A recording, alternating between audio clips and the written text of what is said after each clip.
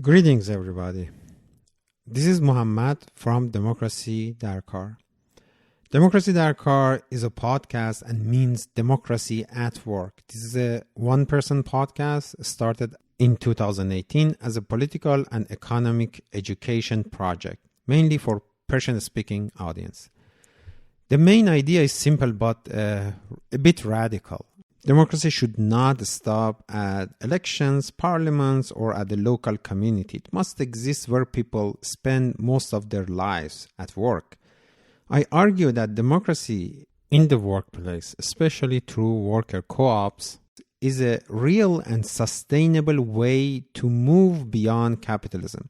Not reforming it, not fixing it, but transforming it to something more just and more egalitarian. I consider myself a part of New Left or modern socialism, whatever you want to call it, but I care about democracy, freedom, justice, and people having real power over their own lives and futures. I believe without economic democracy, political change never lasts. Governments can change, leaders can change, but the system remains the same. That's why real transformation has to go deeper and has to start from where we are producing the value, the workplace. This project has been inspired by the work of Professor Richard Wolff in the organization called Democracy at Work. Normally I speak Persian here, but today I'm speaking English to you just because this is an emergency. Right now, there is a revolution happening in Iran, and in the last 2 or 3 days, there has been a massacre committed by one of the most brutal religious monarchy in the world, Iranian regime. When I say Iranian regime, I mean the whole structure of power, not just one government office or one army or police. The whole system, which is unified under the supreme leader, Ali Khamenei, who has been consolidating power since late 80s when he became the supreme leader of Islamic Republic. Here I should mention, when I say Islamic Republic, I mean the whole structure of power in Iran. When I say Iran, I mean the nation, the country, and the people. What we know so far is horrifying. Estimates say between 5,000 to 6,000 people may have been killed in just a few days, in past few days. Some reports are talking about 6,000 people are murdered only in Tehran. We don't know what happened in the smaller cities or villages or in Mashhad, Shiraz, or wherever we don't get enough information from. Communication inside Iran has been almost completely shut down. This kind of blackout is something we have never seen before. People cannot even call their families on their landline. Still, some videos are emerging. Some images are coming out. We see hundreds of bodies gathered around one of the cemeteries in Iran. We have seen many footages of bodies of people shot to death with a real bullet in Iran. This is the biggest crime against humanity that this regime has committed against its own people in history. And now I want to talk directly to you, people outside of Iran, especially those who see themselves as progressive or leftist. It could be even liberal progressive, but I don't want to speak to fascists and the right wings of the world. Many of you are reacting in a way that it is deeply concerning, deeply wrong, I would say. Solidarity with the oppressed people does not work like that. We don't support people only when it is geopolitically clean or when it is clear and all of the other conditions of our beliefs and ideologies are met. People are being killed for demanding basic rights. That fact does not disappear just because US has interest in the region or because Israel wants a weaker Iran or unstable region. Some of you see Iranian regime as a supporter of Palestinians and therefore opposing it helps imperialism in the region. This is false.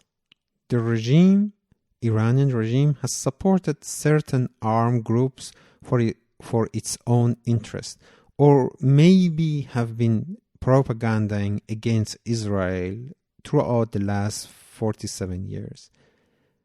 This is not same as supporting Palestinian freedom or protecting Palestinian lives. We could talk about these details in a later point. And even if the regime of Iran had genuinely supported the oppressed people elsewhere, would it still justify murdering its own population? You cannot defend a repressive regime just because another repressive power opposes it. That is not anti-imperialism, that is moral confusion. Yes, the Middle East is complex. Yes, Western discourse is full of Orientalist assumptions. But this situation is not that complicated. I truly believe that. People are being shot, beaten, and killed for demanding life, dignity, and freedom. Standing with them does not mean you're supporting U.S. intervention or interest in the Middle East. It does not mean supporting Israel policies. It does not mean wanting another puppet regime. You could be against all of those. Those dangers are real. Everybody knows this. But none of that cancels the reality of mass repression happening right now. Oppressed people often grab onto anything that helps them survive. Palestinians may work with Iran against Israel. Iranian may look to outside pressure against their own regime. That does not mean love, loyalty, or agreement. It means desperation. Desperation created by decades of violence, control, and suffocation. We need to be morally consistent. I hope all of us want to be morally consistent, and if so, we should stand with people against repression everywhere. No exception, no excuses. Anything else is not solidarity. It's selective politics pretending to be principles. Among progressive lefts or progressive forces outside of Iran, some people took the correct position. Figures like Yanis Varoufakis, Cornel West, and the left party Die Linke in Germany showed moral clarity and consistency. Even though the left party Die Linke was not very fast to recognize the genocide in Gaza because of the German history, but this time they made the correct decision. These people who spoke against the Iranian regime were not the majority. Many others fell into the serious political and moral error. I will not name them here, but you know who I'm talking about. What makes it hard is Iran's situation, which does have its own internal complexities, and one of them needs explanation. Many of you may have seen images from rallies outside of Iran where some opposition groups raised Israeli flags. I'm very sorry about that. But this is deeply disturbing, even for us, for the progressive forces in Iran. But it does not come from nowhere. This group is commonly known as monarchists, Saltanat Talab. They are shaped by nostalgia for the former Shah's regime. Over the past 10 to 15 years, maybe 20 years, they have been politically and culturally manufactured through the Persian language media network funded by Saudi capital and wealth that the Pahlavi family removed from Iran during 1979 revolution. Two major networks played a central role. One of them is called mailto TV and the other one is called Iran International. Before that, there were networks sympathizing with previous nostalgia of a great Iran before revolution. Nobody wore hijab, nobody was forced to be religious. People drank alcoholic beverage. They could go with a bikini to the beach. They took these signs as a sign of being progressive or being modern. And the other signs of wearing hijab, having a lot of beard with the mullahs dressing code, and also they couldn't go to the beach, they couldn't be naked, they couldn't drink alcohol. They took these phenomena and signs as a part of, or like as a sign of being backwards or being not modern, or like ancient culture which you have to throw away. Those early networks were working on this nostalgia, and the music, of course, the pop music in Iran before the revolution, which was banned until, I want to say, until mid-90s, and after that, the pop music emerged in Iran too. So they took all of these signs, and then they were playing on this type of nostalgia. But with these new networks, the massive financial backing from Saudi, they distorted the history and the political history too. They promoted nostalgia for a so-called Iranian great empire based on the Cyrus the Great nostalgia or like heritage. They highlighted a narrow set of social developments and economical developments that has been done during the Shah's regime, and erased repression, torture, and dictatorship side of it. Over time, they pushed the idea that the 1979 revolution was simply a reactionary and a backward movement, and Iran's salvation lies in returning to the past. Make America great again? So this is exactly similar. One feature of the past was relatively friendly relation between Shah's regime and the Israeli government and United States government. The public actions of Reza Pahlavi, the sons of previous Shah, who is the so-called leader of Iranian movement, in cultivating relation with Israel reinforced this narrative. Another factor was absence of a strong progressive alternative. Western power had previously invested in People's Mujahideen Organization MEK of Iran for decades as a possible replacement or possible alternative to the Islamic Republic right after revolution.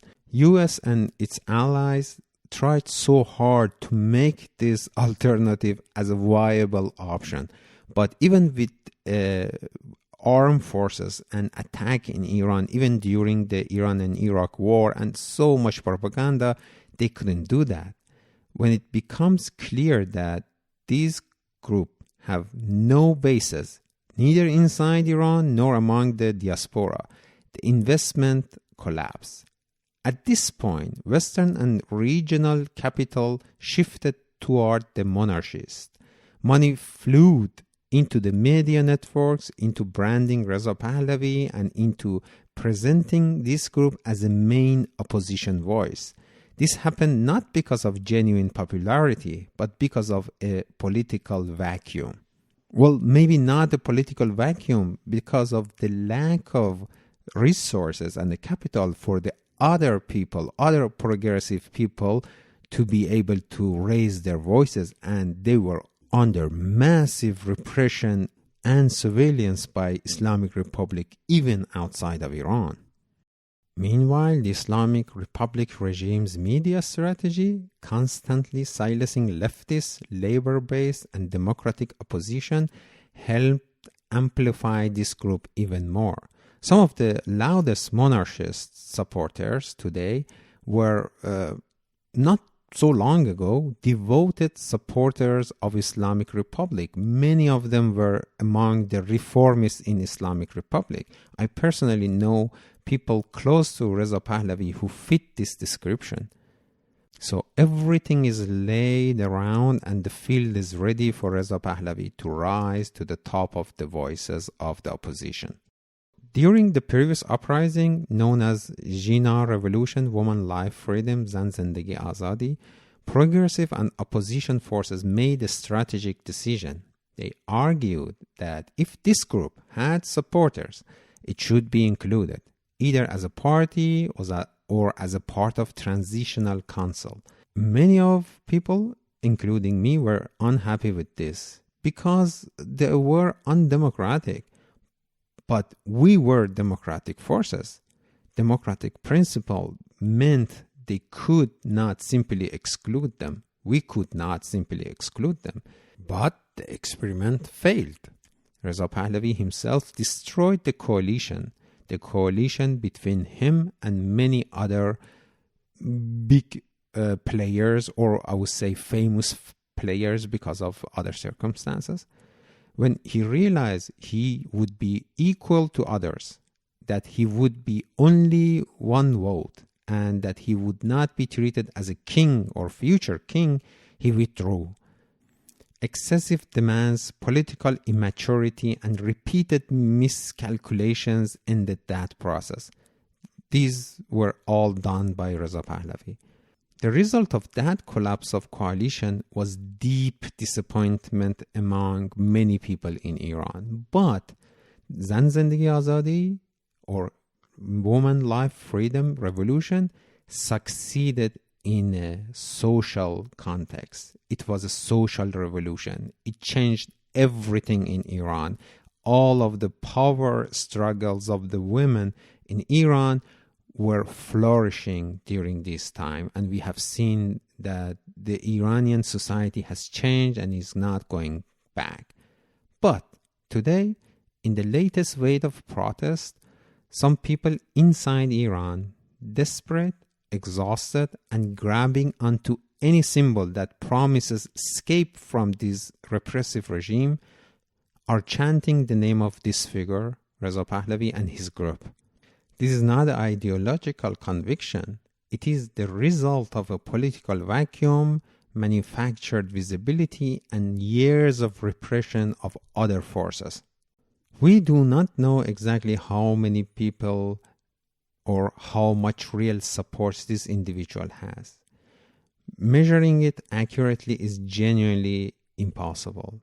What can be said is that his visibility and apparent support were higher than the previous waves of protests. But this picture is misleading.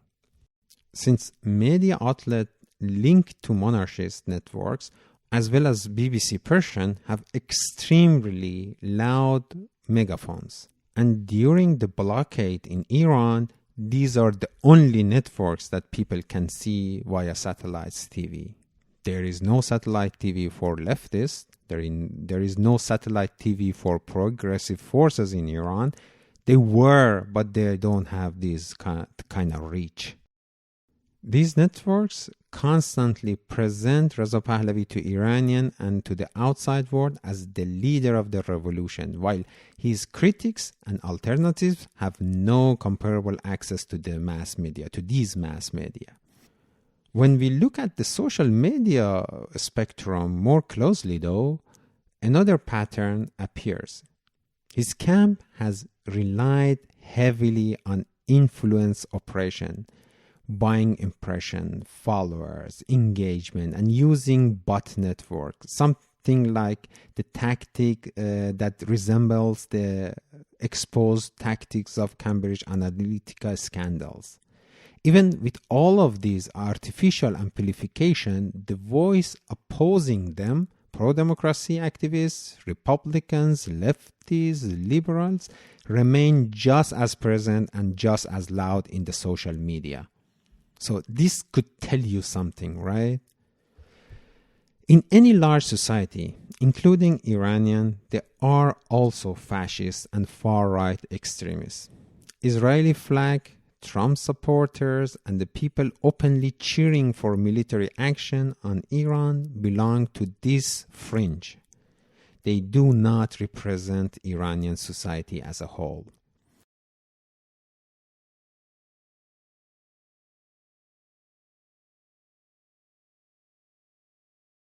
Some may even accept the idea of a foreign attack, but they chant the name of this individual not because they want him, but because they see his weak and symbolic leadership during transition period as a less catastrophic than a full-scale war or military occupation by United States. Many Iranian liberals and moderates also tolerate this analysis. They believe After fall of Islamic Republic, democratic mechanisms would allow competent figures to take real power, regardless of who plays a symbolic transitional role. Among them are also those who see the damage done by Islamic Republic as so severe that they start to begin considering humanitarian intervention as an option. But what they fail to understand is that the US intervention in Iran has never been and could never be humanitarian. We have the example of Afghanistan and Iraq and many other interventions by United States. But they fail to remember or acknowledge the history that all intervention by United States had a catastrophic outcome. Still, some believe that for a short moment, Iran's interests and interest of figures like Donald Trump appeared to overlap. And this is the rope that I just mentioned before. And this can be held briefly just to stop the killing and this murderous machine of Islamic Republic. This is not a political clarity. It is exhaustion. Understanding these contradictions matter. No matter how much we try to be consistent, we are always full of contradictions. Iranians too, but this should be understood. I want to give you a little bit of sense of how the Iranian society is built up right now. Very roughly speaking, inside Iran today, perhaps 10 to 15% of the population still supports the regime, mostly out of religious identity and under constant state propaganda. There shouldn't be count as a real supporter, many of them. But some of them are benefiting from the regime, and I would say they are real supporter of the regime. According to surveys by foreign institutes, around 10 to 20 or maybe 25% express support for monarchy, or at least express support for constitutional monarchy, I would say. And like maybe I should say, many of the people who are supporting monarchy, they are only talking about constitutional monarchy, of course. These people are supporting monarchy largely because their voices are artificially amplified. The majority of Iranians are trapped between these two forces, and they are being crushed between these two jaws of authoritarianism and fascism. One final point is necessary to mention here, especially for those who identify as Muslim or as religious, or who hesitate to condemn this regime because it carries the name of Islam. Islamic Republic of Iran is one of the most bloodthirsty regimes of modern history.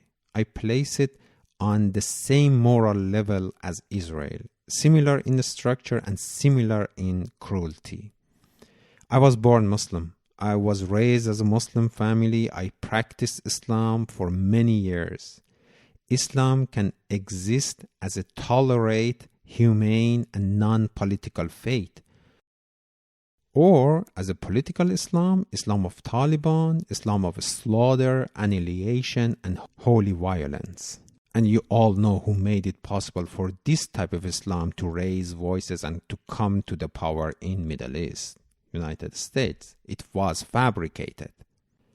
In the ideology of Islamic Republic, protecting and preserving the Islamic system is more important than everything else, more important even than the Imam of Zaman, the savior figure in Shia's belief.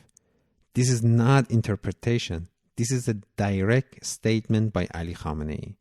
A system whose survival can justify killing and not protecting even the savior of humanity in their belief. For those who are not Shia or not Muslim at all, imagine this.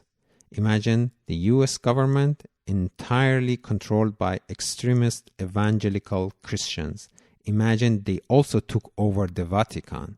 And imagine they declared that preserving their state could justify killing Jesus Christ if he were returned to the earth to save the humanity.